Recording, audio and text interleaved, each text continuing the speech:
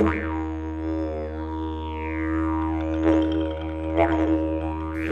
Desert Channel region covers 510,000 square kilometres. It has three major river systems that flow into Lake Eyre. These are Cooper, Diamantina and Georgina. These rivers are the lifeblood of the traditional owner groups within the Desert Channel region. It's water. And I guess it's the bloodline for all of us. Animals, birds, everything that's on this earth. We need water, and it should be looked after. Now we use all these water systems. A lot of our boundaries follow these water systems. That's where our people survived, on these big waterways. Water is the most important, part of our lives, really, because nothing survives without it. Rivers provide connections through the arid landscapes, and the life revolved around them. We need to sort of reinforce that we all need to look after in this country is the connectivity between the various parts of this area. Looking after and making sure that these creeks and waterways aren't infested with woody weeds. We've got pests and feral animals that are in there, a lot of introduced species. White men call it wildlife corridors or green corridors. Now back in the old days, Aboriginal people would have seen these as walking paths, and if you sort of look at the country within this Mitchell Grass Downs area, way out, they would have gone out in the during the daytime and gone out and hunted kangaroo and all that country, and then they would have came back into the more wooded areas or the shaded areas, and they would have set up their campsites and all that. They would have used the creek lines back in the old days of to travel from one more permanent site to another.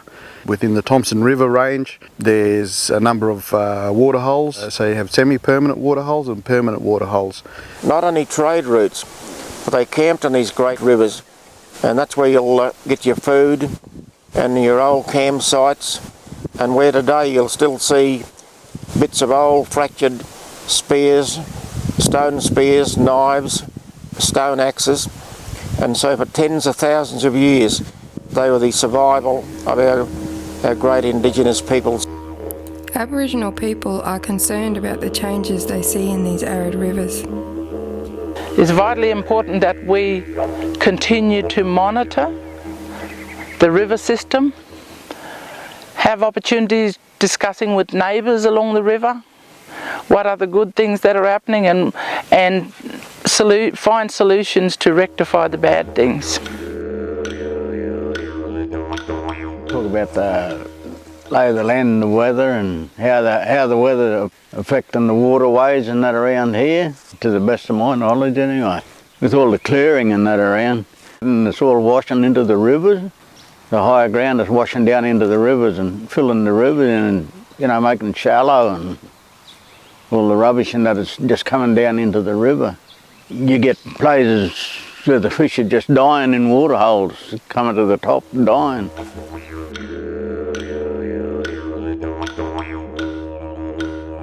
And the river, of course, holds our dreaming. So that's of the utmost importance, and we really have to care for it.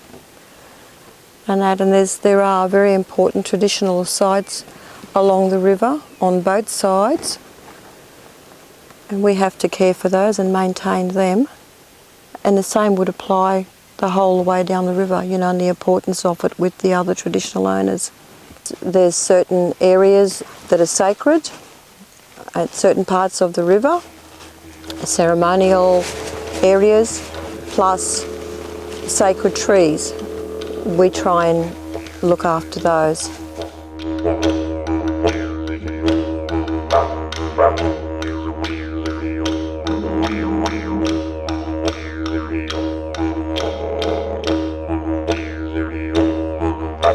Thank you.